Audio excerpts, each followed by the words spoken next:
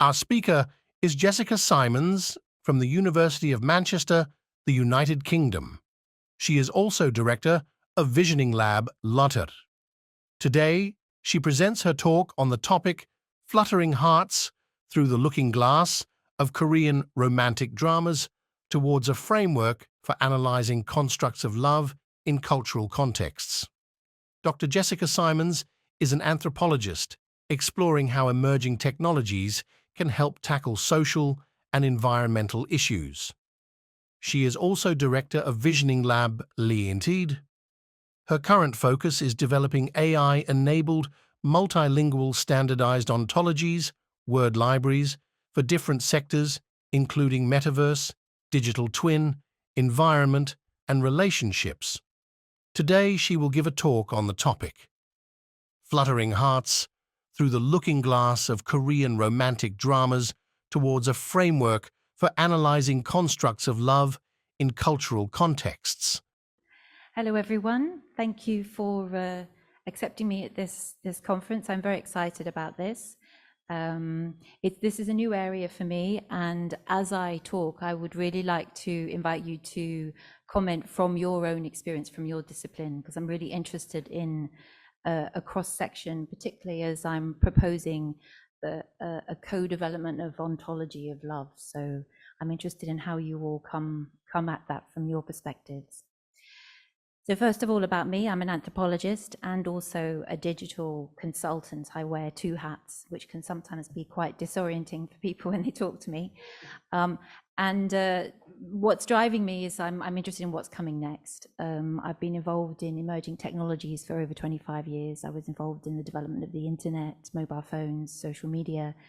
And because I saw how it changed society, I've continued to stay in that emerging space because I want to see what else is coming, and in particular how women can be involved in shaping it. That doesn't mean that other groups can't be involved. It was just I became concerned when I worked in IT by the extent to which women weren't represented in the technologies that were developed. The areas that I'm focused on at the moment are immersive, so 3D environments, and I'm also really interested in self-determination and the you do you culture, which I think we heard earlier about self-love. And because I connect with digital consultancy, I'm also interested in artificial intelligence and virtual reality and how those tools are being used to enable those kinds of environments. So my research trajectory has been, I did a PhD, and then after 15 years of working in digital, I then did a PhD in creativity and innovation, looking at how ideas take root, how people absorb and incorporate different new ideas into their lives, and then how those ideas come to dominate society. And I was at Manchester and Salford universities, but I now run a Visioning Lab, which is a R&D company, so that I can have the freedom to develop projects into income generating activities, which is a challenge, but I'm trying. So the kinds of things that I was involved with was I was developing 3D virtual environments for academics and others that are like game environments, but using a tool called Mozilla Hubs. I was making augmented reality apps in collaboration with people around heritage and art experiences. And I was making digital assets and exploring NFTs on the blockchain and seeing how they could work. And I came across this concept of story worlds, which I found really interesting because it provided this connection between digital projects and ethnography, actually. And this proposition is that you, at the top layer, you have these digital entities that get created, whether or not they're a website or a book or a film, and then at the bottom you have the characters, the objects, and the settings that drive the production of those different outputs. And so, using the Marvel universe as an example, you have your characters, your objects, and your settings, and then you have different forms through which those characters have stories told about them.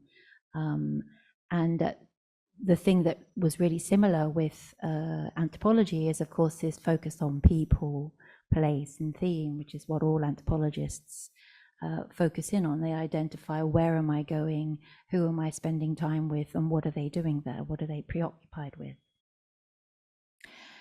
So focusing in then on story worlds, which actually come from a narrative tradition, and thinking about them in how to use them in relation to both ethnography and ethnographic output, but also what kinds of digital tools are being used to share these stories.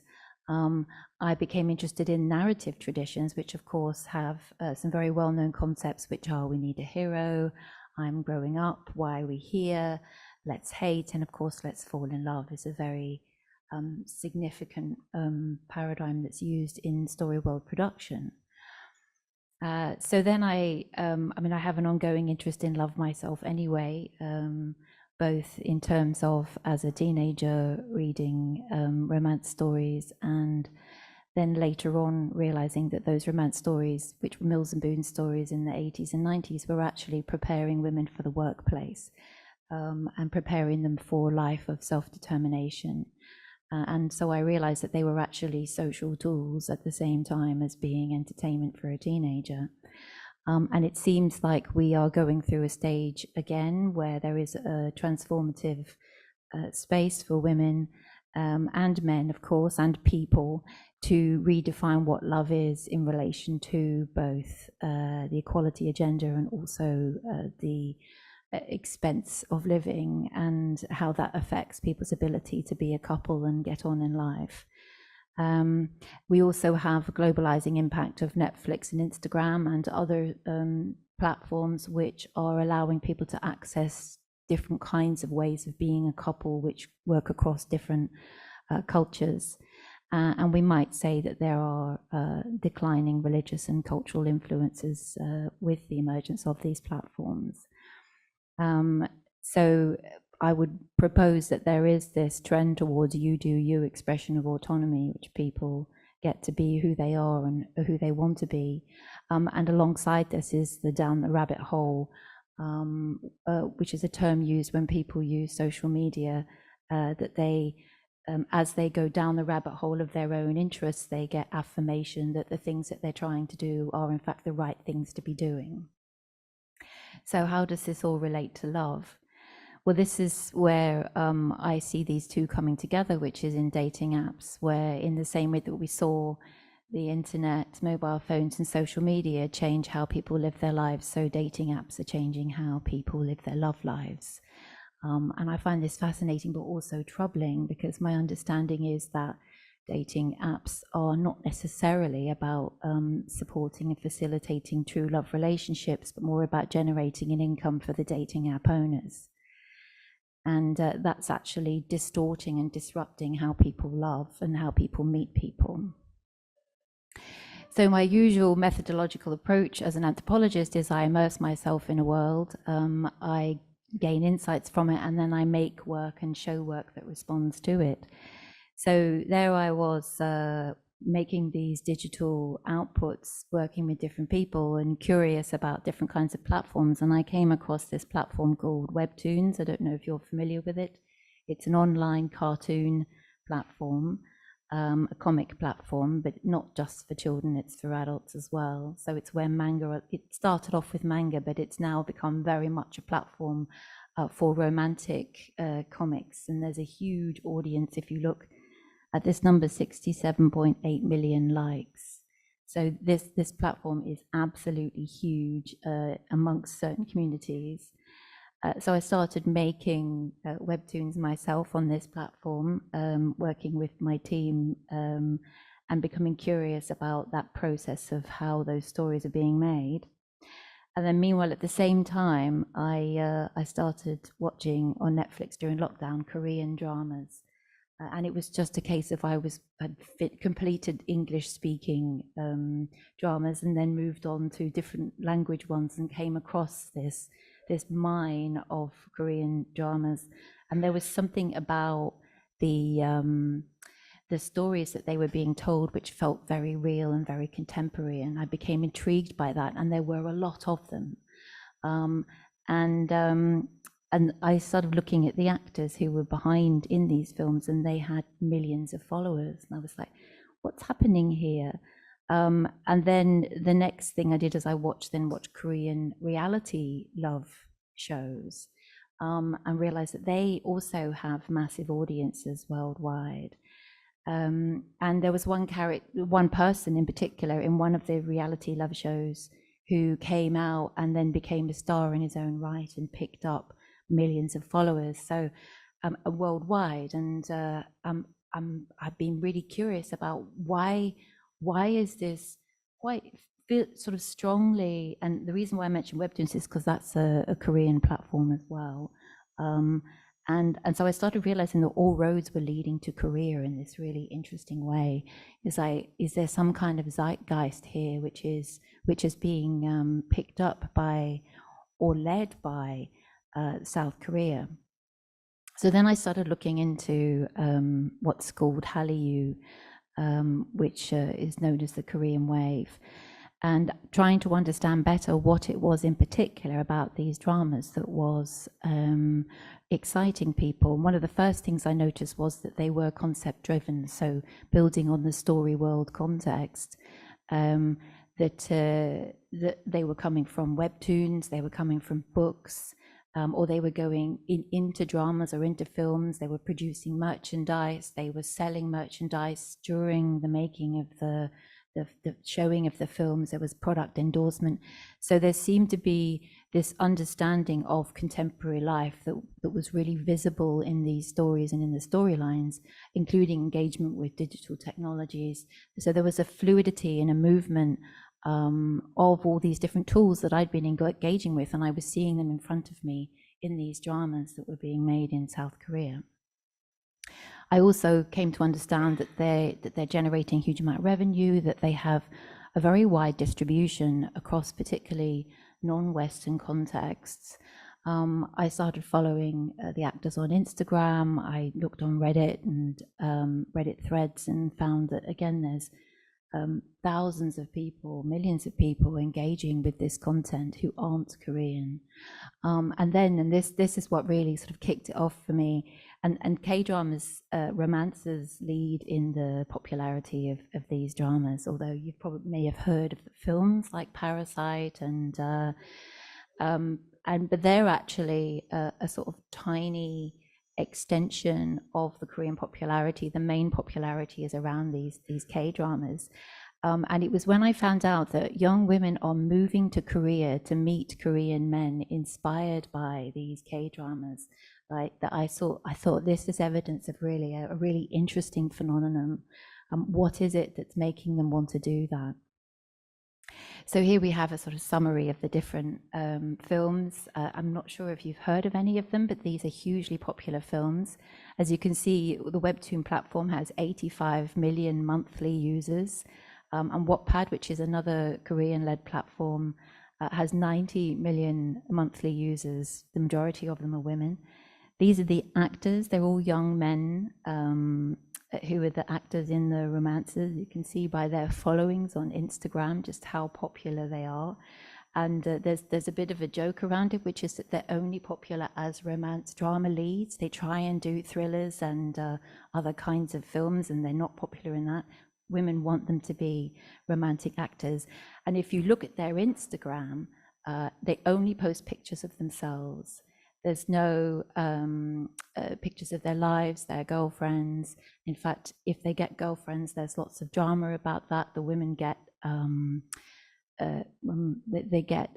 attacked by their fans because they don't want the man to have a boyfriend, a girlfriend. They want them to. So what people are doing are constructing imagined love lives with these actors, which are manifested through the films that they're watching.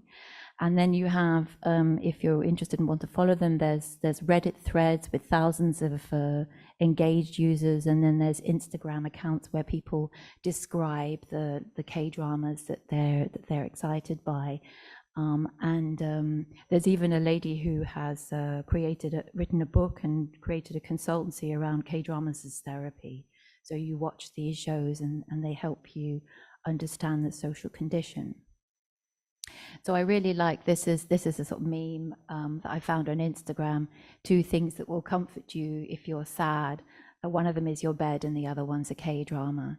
So there's it's these films are not just about love relationships. They're actually about helping people tackle problems in their lives, but they're contemporary problems that are actually rooted very much in Korean society and the problems in Korean society, but somehow they have this resonance with women in particular around the world.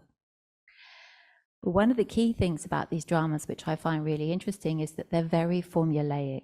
The same thing happens in most of the dramas, and if that thing's not happening in the drama, people play with the idea of it. So, for example, and it's a lot of this stuff is stuff that we've discussed already. So, a sense of destiny, this feeling of fate. Somehow, I knew you before in a past life, or the fact that we keep meeting repeatedly in random places means that we are destined to be together. It is fate. There's a feeling of comfort, of familiarity, that I know this person, that even though I've just met you, I somehow feel like I've known you forever. There's gestures of care, and there's a lot of this. If somebody hurts themselves, then their loved one helps them with their wound, or if they get sick, they mop their brow. They hold umbrellas over them because it rains a lot in Korea, so they hold an umbrella over them when it starts raining. And then there's this idea of they have a physical attraction, their heart flutters, they blush, and you see this in the webtoons in particular. There's like a little phrase they use, which is badump, which is your heart pounding when you're talking to the person that you love. And the motivation behind all of this is this idea of finding the one who I'm going to spend the rest of my life with. That seems to be the driving goal that they might resist. They might say, I want to be an independent person. I don't want to be with anyone, but oh, I've met you and now I've found the one. So this idea of you and me come together, and us, uri is the word that they use. We are a team, we become a team. So how then can these insights into these dramas inform the design of dating apps? And this is something that I'm particularly interested in, because if they are speaking to a younger multicultural generation who are using these dating apps, then what then can we learn from these dramas, and particularly the fact that they're quite formulaic? Can we take this set of understandings and combine them with other understandings of what love is, in order to create a framework for different ontologies? And there's one aspect in particular which I want to just draw attention to. It's not something, it's a sort of emerging conclusion, is that possibly one of the reasons why people are liking this is because of this idea. It's not the love necessarily you're looking for, but the relationship. So what you're looking for is to create a team. And so I have this, I don't know enough about it yet, but I'm wondering if there's something about the Confucian values of Korean society, which are about family and about forming a unit through which you forge life together. You go through life together as a family, as a unit. And I'm wondering if there's something about the underlying values that are creating these dramas is something which is supporting people elsewhere to understand what it is that they're looking for. Are they looking to form a team, to become part of a couple, which then come together and forge through life together, coping with the different adversities that come their way? And I'm particularly interested in how dating apps, if they put that forward as a proposition, which we're here to help you form your team, your couple team, then what that might do to the algorithms and the ontologies that they use to match people. So then what next is to really, I'd like to collaborate with people to understand better both Korean culture and also the development of ontologies which could potentially be used to support a more nurturing and less exploitative dating app. Thank you very much.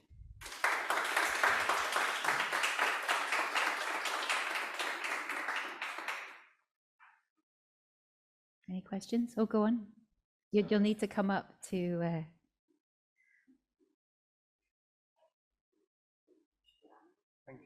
Thank you very much. That was a brilliant presentation. But yesterday we learned at one of the presentations that the population in South Korea is actually declining. So I was wondering if you might know if there is a correlation between your findings and that, unfortunate prognosis. Yeah, well, that was why yesterday I asked the question about whether or not it's okay, whether or not people are interested in being a couple but not having children. Because there is this assumption that when you get together, you therefore will have children. And I think the reply was that some people don't actually marry because they don't want to then get the pressure from their families to have children. And I think it does. So there's a couple of things there. The first is, to what extent are these love dramas being funded by the government, which are trying to foster a sense of romance amongst these young people to try and get them to marry and have children. But the second thing is that actually, again, and I think this is something that concerns a lot of younger people around environmental issues and population growth, that actually they might be okay about not having children, but they still want to be with someone. So that I think that aligns with the idea of being a team. You can be a team and take on the world together and not produce any more children, but you can still live your life together. Mm.